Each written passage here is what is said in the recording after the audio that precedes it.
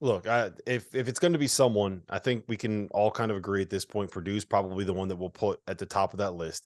I don't know how you don't have Alabama number 2 I'll in that. put Houston at the top. I'll still put Houston at the top of that list. Okay, but they did play tonight. I was about to say they didn't play tonight, so stop ruining my my pivots, but my transitions. But they did didn't play really tonight. play.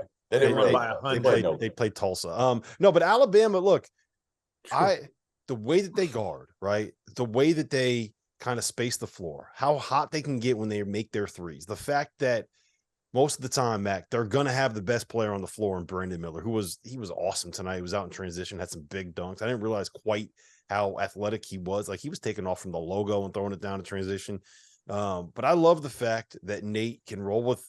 He has 3 different point guards that can give you 2 different looks, right? Whether you have Quinterly out there, it's Mark Sears, it's Jaden Bradley, and look, I beat this point to death, I know, but the last 10 of the last 11 national champions had 2 point guards on the floor. Yeah, I mean, you don't have to sell me on Alabama. I can't get the Oklahoma game out of my mind for whatever reason. I know that's probably the exception rather than the rule because they've proven it time after time. They're not just winning SEC games. In some of these games, like tonight, I mean, it's not even a game after 10 minutes. And once that happens, like those guys just play downhill, play with so much confidence. And, a 15-point deficit becomes 30. I mean, Nate's doing it, man. He's got a lot of young guys, and he's got a lot of talent on his roster. And I think Brandon Miller is as good of a freshman as I've seen in a while. Mm-hmm. Well, all right, answer the question, Goodman. You just tweeted it. I just saw you tweet it. I'm taking Houston. You're taking Houston over Purdue and Alabama. Here's why. Alabama has the highest ceiling. Okay, they do. When they're good, they're friggin' unbelievable. Yep. But I think they can have those games where they go 2 for 20 from 3 and keep jacking. Houston, you know what you're getting. You've got 3 guards that can all put the ball on the floor. They're strong. They're veterans. They're experienced. That's the other part with Alabama that scares me. 2 of their best players are 3 of their best players are freshmen: Brandon Miller, Noah Clowney, and Jaden Bradley. Bradley's playing a little bit less now. You're seeing Quinterly start to play a little bit more over the last couple of weeks. I love Alabama. I'm just saying I trust Houston. Those dudes have been there. They're all like 25, right? They got Jarris Walker and a bunch of guys that can go rent cars. Well, here you check it off. You say elite coach, check. Guards, veteran guards, that are versatile, right? A point guard in Shed, a combo guard in Sasser, Tremont Mark, a big guard, then a lottery pick in Jarris Walker. They have everything. Arsenault doesn't even play that much, and he's terrific. Like, he's a pro down the road, but he's got to wait his turn. Houston and their bigs know exactly what they're supposed to do. They're tough, they rebound, they defend. Mac, I'm putting you on the spot. You got to pick one: Houston, Purdue, or Alabama. I'm with Jeff when he says that I think Alabama for sure has the highest ceiling. And if you showed me scores without showing the teams, and I saw 80-60, 97-75, I could pick that, hey, Alabama advanced. But their youth does concern me.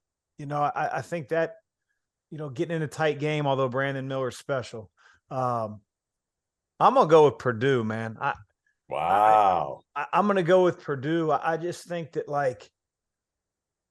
something about them, and I know that they have the exact opposite to what Houston has right now in the backcourt in terms of experience and older, but I just think the way that Matt plays, the fact that they're going to run their stuff, they got a guy that you have to double.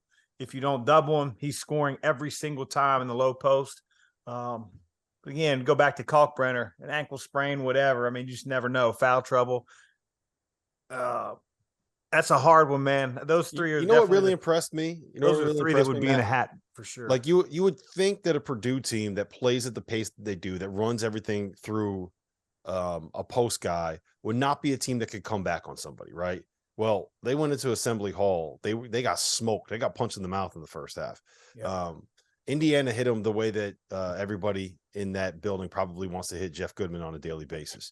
And Purdue came all the way back, and they didn't hit a bunch of threes. It wasn't like they were just shot jacking and got lucky and were pressing or anything. They just kind of ran their stuff, and they kept throwing it into Edey, and they kept playing defense. Like, they kept doing what they do, and they cut it to 1 with the ball and a chance to take the lead.